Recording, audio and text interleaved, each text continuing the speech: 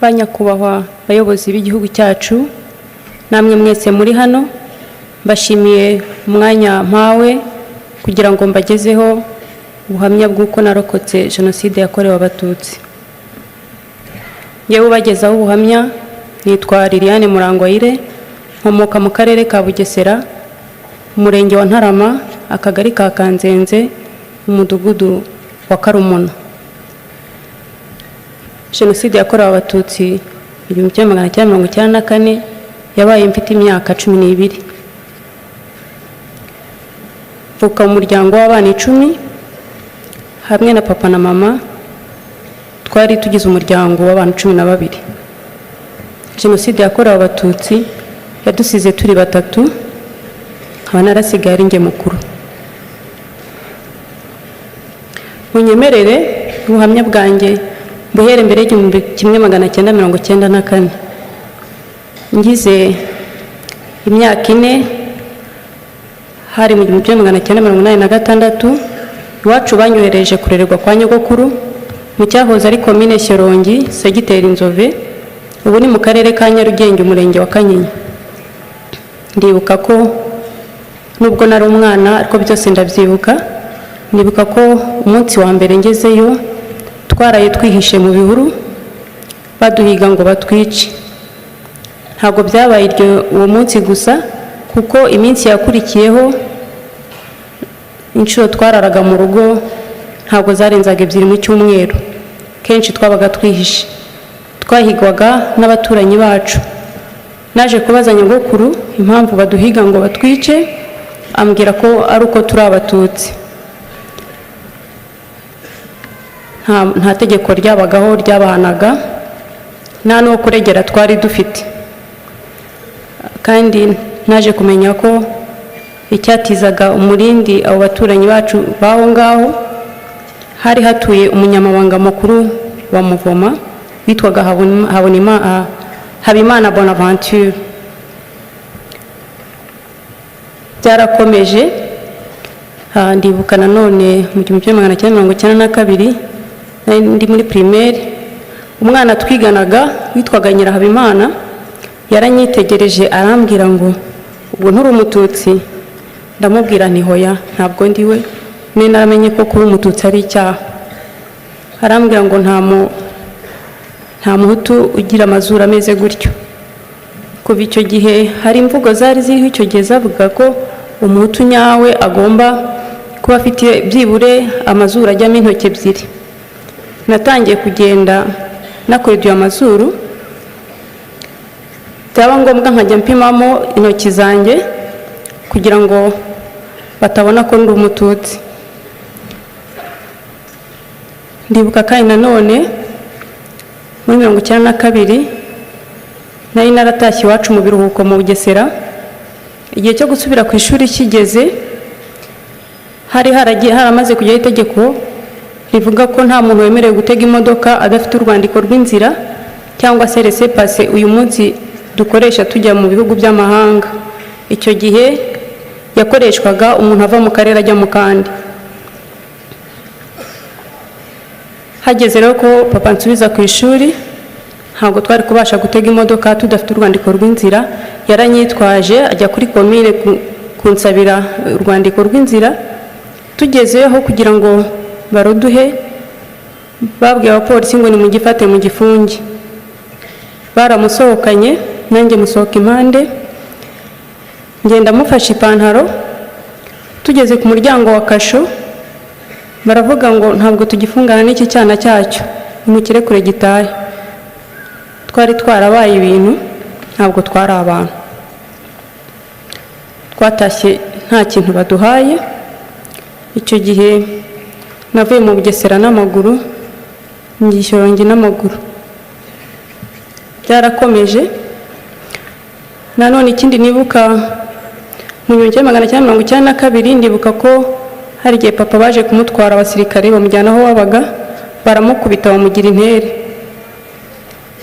Ibyo byose byari gukomeza kudutoteza. Mu 1993 nari nkiri kwa nyogokuru, bya bitero byazaga noneho byaraje hari mu kwezi kwa gatandatu baradusenyera inzu, barayisenya uwo munsi bayishyira hasi, amatungo barayarya, ibintu barasahura. Ubwo twari twihishe n'ubundi, ariko icyo gihe baratuvumbuye baratwirukankana, ariko tugira amahirwe ntibadufata, bahita basubirayo bajya gukora ibyo mbanze kubabwira. Urugo rwa nyogokuru rwabaye itongo gutyo. Nahise nkomariza iwacu mu Bugesera njya kubayo, ntabwo byatinze, itariki 7 z'ukwezi kwa 4 1994 yarageze. Ndibuka ko twari twaraye dutaramye n'umuryango mugari tunezerewe nta kibazo, ariko mu rukerera rwo ku itariki 7 mama afunguye radiyo yumva harimo musique classique, yakurikirwaga n'itangazo rivuga ngo umukuru w'igihugu yitabye Imana kandi nta muntu wemerewe gusohoka mu rugo. Twese twahise dukanguka aho twari turi ko twarabyumvise, ubwoba buradutaha, turatitira, nta maguru ntiyafataga hasi, umubiri waratitiraga buri wese aho yari ari. Dutegereza ikiri bukurikire. Umunsi bwarije buracya, ku itariki ya 8 saa 5 z'amanywa nibwo igitero cyaje mu rugo, buri wese yirukanse ukwe. Ariko mukuru wanjye wari uhetse umwana we nakurikiraga n'umwana wunkaga, bo bahise babica, ndetse na murumuna wanjye wankurikiraga baramutemye ariko ntabwo yapfuye. Ubwo njye nirukanse ngana ahantu hari ifamu y'umugabo witwaga Secyavu, yari umucuruzi, we ntabwo yahigwaga, twari tumenyereye ko yari inshuti y'iwacu. Ngereho nirutse nganayo, cyakora ngezemo nahuriyemo na papa na mama na bakuru banjye babiri n'umwana wari ucutse. Ako kanya tukihagera, abakozi bakorera uwo mugabo mu ifamu bahise bamubwira ko abasirikare bamenye ko hari abantu bahahungiye, ko bagiye kuza kuhabicira. Umugabo yahise adushyira mu modoka adukura mu Karumuna tujyana i Nyamata. Mu Karumuna habaga interahamwe nyinshi cyane, turagenda tugeze hariya urenze La Paris Nyamata, utaragera Nyamata mu mujyi hari agashyamba hafi y'ibitaro bya DPR. Arahagarara aratubwira ngo ntabwo azi uko imbere bimeze, ngo nitwihangane tuviremo aho turebe uko twagera ku kiliziya. Arakata asubirayo. Papa rero yaravuze ati n'ubundi imbere nyine ntabwo tuzi ko hameze, kadusubira inyuma. Twasubiye aho bita kuri Arete, niho nyogokuru bari baramwimuriye, tujyayo. Ndibuka ko akimbona yambwiye ati we ntaho uzajya, uza wo kuba ari inkuru. Twaraye aho ngaho, ngo turi kumwe nk'umuryango nk'uko nababwiye, twahagurutse twasanze nyogokuru na marume Musonerano n'umwana wa marume n'undi musaza wahabaga, turayaho. Ukiye mu gitondo, ubwo bibaye ku itariki 9. Ku itariki 9 papa amenya ko abandi batutsi baho ngaho bose bahungiye mu ishyamba ry'Ikayumba, ati natwe reka dusanga abandi. Turagenda tugera Ikayumba dusanga hari impunzi nyinshi cyane. Papa arahitegereza ati ahangaha ntabwo twahaguma. Byari bimaze kuba nka saa 4, saa 3 n'igice gutyo. Turakomeza tujya ku kandi gasozi biteganye, hirya yaho kitwa Karambi, hari urusengero rwa DPR, naho tuhasanga impunzi nyinshi zaturutse mu bice byo kumurama. Hanyuma ariko tukiva Ikayumba aho igitero cyaraje kica abantu bose tuhasize, hafi ya bose barabishe. Dutegereza ko twe tugerwaho, uwo munsi ntibatugeraho. Buracya ku itariki 10 mu gitondo nanone kare baratumva ibitero biraje, ariko uwo munsi byiriwe bihiga abantu mu ishyamba ry'Ikayumba, bivumburamo abantu babica, induru zivuga ku musozi n'amasasu. Uwo munsi nabwo ntibatugeraho ku rusengero rwa DPR Karambi. Burira buracya ku itariki ya 11, none igitero cyaje kirombereje kije aho twari turi kuri urwo rusengero. Papa cyumva induru n'amasasu ati mureke tugende. Twe twahise twiruka tumanuka gasozi gahari tugarina hafi y'igishanga cya Nyirarukobwa, ariko tugeze mu nzira mama aravuga ati ndananiwe, mureke duhagarare natwe batwice, naho guhungira dufite. icyo gihe twarahagaze dutegereza ko tugerwaho, tukajya tubona inkomere zidusanga aho turi batemye, ariko ntabwo batugezeho. Buracya ku itariki ya 12 nanone byari byaramenyerewe buri gitondo bazindukiraga ku murimo wo kuza kwica. Nanone twumva induru n'amasasu, turongera tuva aho twiruka tumanuka noneho mu gishanga cya Nyirarukobwa. Twiriwe turundabunda mu bihuru byaho, niko ku musozi hirya no hino bavuza induru, niko bavumbura abantu, niko abo barasa, abo batemye. Twirwa tubunze, ariko uwo munsi nabwo ntibatugeraho. Burira bigeze nka saa 12 n'igice, papa atari ko numvise ko abandi bantu benshi bashoboye guhungira ku kiliziya cy'Intarama, mureka ariho tujya, kandi ngo bariyo bari kubasha kwirwanaho.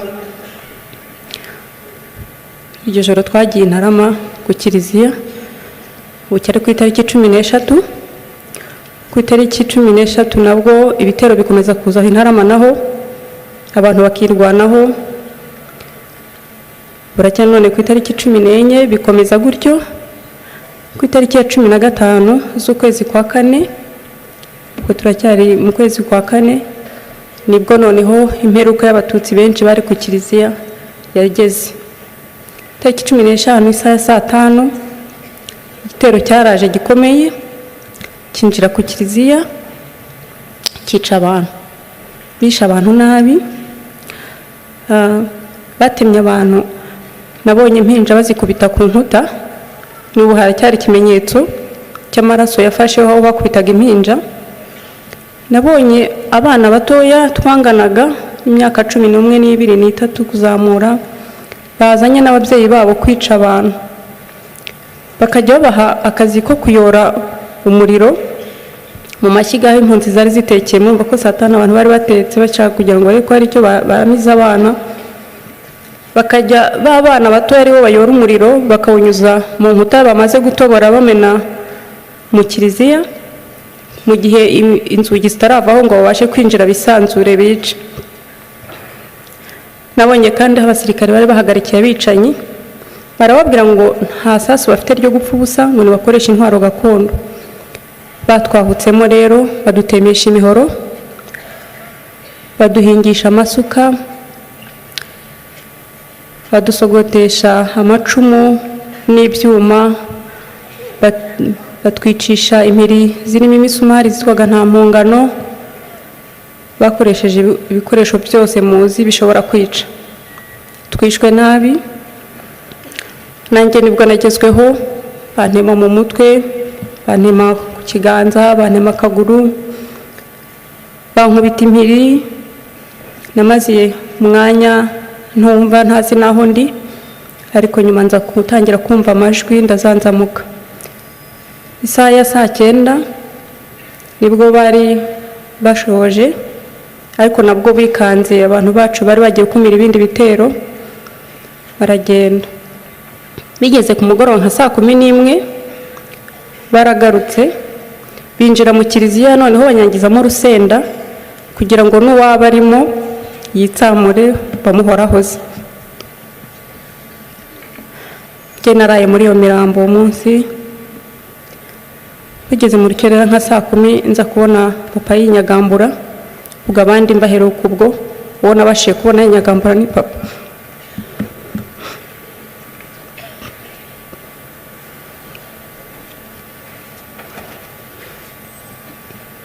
Naramubwiye ngo ntabwo nshaka gupfa.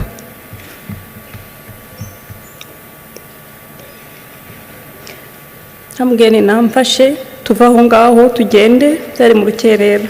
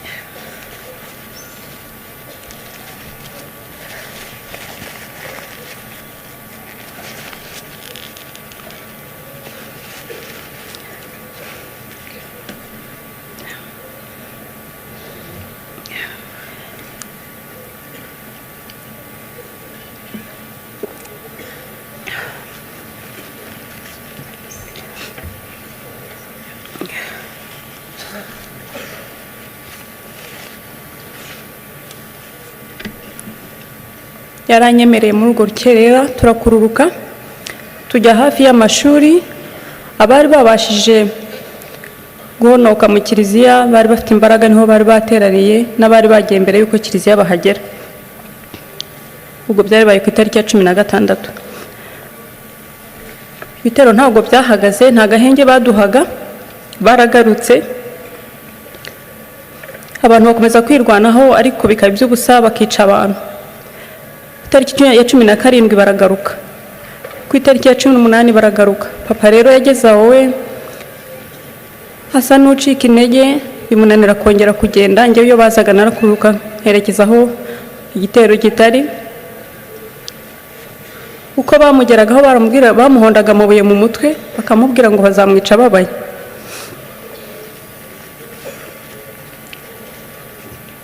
Ku itariki ya 19 noneho haje igitero simusiga. Bari bagiye guhuruza ikigo cya gisirikare cya Gako, bavuga ko aho ku mashuri harimo inkotanyi bafite n'imbunda. Ku itariki 19 bazanye igitero, bazana amabisi yuzuye abasirikare n'interahamwe. Abantu birwanaho bazi ko ari bisanzwe, ariko baraneshwa. Icyo gihe bishe abantu benshi cyane. Papa nawe nibwo bamuhorahoje. Icyo gitero cyarakomeje, dukomeza twisunika duhunga, umuntu yabaga afite aho ahungira. Ndibuka ko aribwo nageze mu gifunzo, igifunzo cy'icyugaro aho twita muri Senite. Igifunzo nakigezemo nge sinongeye kukivamo. Icyo gifunzo mbabwira cyari cyuzuye amazi, hari mu kwezi kwa kane imvura ari nyinshi, cyuzuye amazi. Umuntu yinjiragamo hakagira n'abahenengera, hari abamizwe n'isayo benshi. Kandi ubwo n'ubundi twasanze hari imirambo irimo, hari abari bariciyemo. Buri munsi rero interahamwe zarazaga zikinjiramo, ntabwo zatinye. Ugasanga baratema ibifunzo bagatemana n'abantu, aho batera ibisongo mu gifunzo, aho bateramo ibisongo mu mazi. Ubwo natwe niko turimo. Buri munsi bazaga saa moya bakagera saa 11. Byari akazi, ntabwo baruhukaga saa 6. Saa 11 bamara gutaha, hakaza akajugujugu hejuru y'igifunzo, ikagenda hejuru hafi. Ngira ngo barebaga abantu basigayemo kugira ngo hari bamenye igitero kiza kugaruka umunsi ukurikira, wenda imbaraga kiraba gifite.